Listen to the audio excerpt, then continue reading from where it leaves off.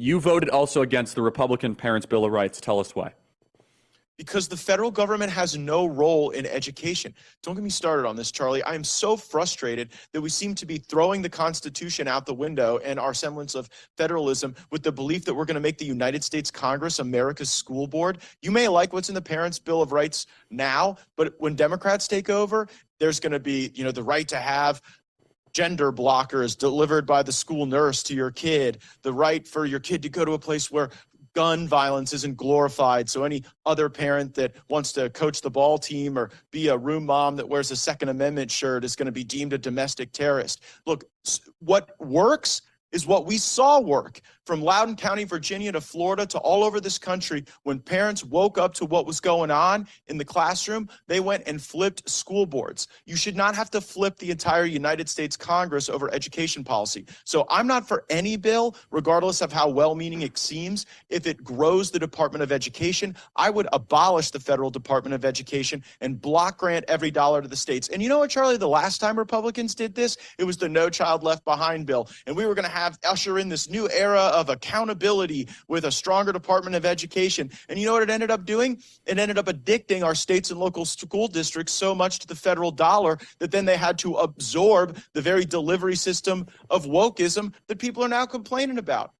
That's why I voted no. I agree in principle, but in reality, the Department of Education is here to stay in the short term. Would it make more sense to the bill's basically transparency, right? You have to tell parents what's being taught. If you receive, it's actually a way to use federal money to at least empower parents, right?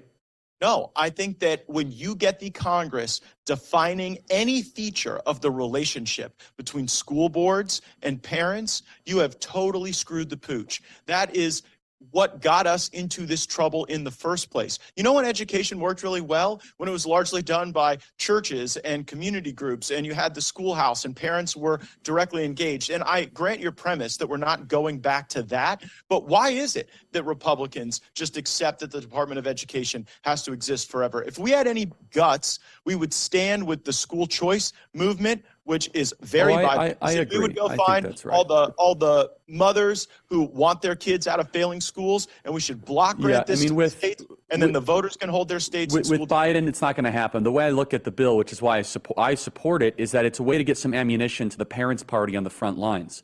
Is that they're getting the ammunition now? They show up to school. Well, board no, hold on a second. No. You got that woman. You got that woman in Rhode Island who wasn't even allowed to see curriculum, right? It's an interesting question. If you have a federalized system, shouldn't you at least then have some provisions that empower the citizen? Because we have the worst of both worlds. We have a massive Leviathan education system and no parents' rights.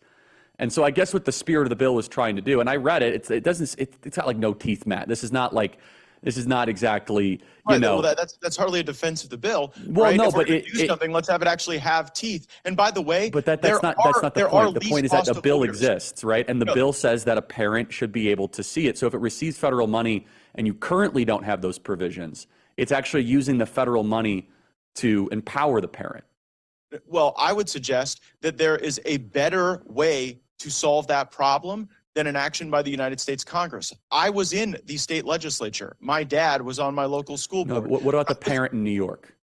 Well, the parent in New York has to fix the government there. Okay. That's not going. You and I both know that's not going to happen. Charlie, but that's not an acceptable outcome to say that because we don't like the way people are treated in blue cities and states, that we're just going to throw the 10th Amendment out the window and say that we're going to federalize every decision. You could make the argument this actually empowers it. I see it both ways. I get from principle, I'd love to abolish the Department of Education and all that. At the same time, you have parents, especially in blue states, that have no rights whatsoever. California, Oregon, Washington, they don't have rights to look into curriculum. They don't have rights to do any of it. But that's what they said about Loudoun County. They said Loudoun County was just insufferably blue, and it was so blue for even Virginia could never go red. And we saw the way that these issues can flip the political dynamic. No, that's true. But you and I both know that continuing to empower the federal government actually lashes us to that failure that would actually I think that's a good point, but I think also honestly Virginia is a lot more of a battleground state, purple, than California. But I understand the spirit of it. Loudoun County was pretty blue.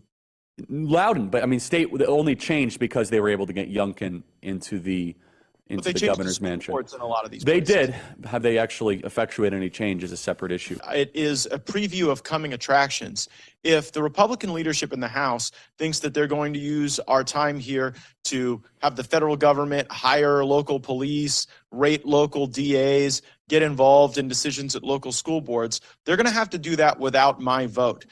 Just because we won 1/2 of 1/3 of the government doesn't, to me, mean we should abandon theories of federalism and constitutional protection and really empowering those who make the decisions closest to the people. I think that's true populism. True populism is giving the people more access through the folks that they see at the local diner and at church on Sunday rather than folks who are in Washington, D.C. I see it both ways.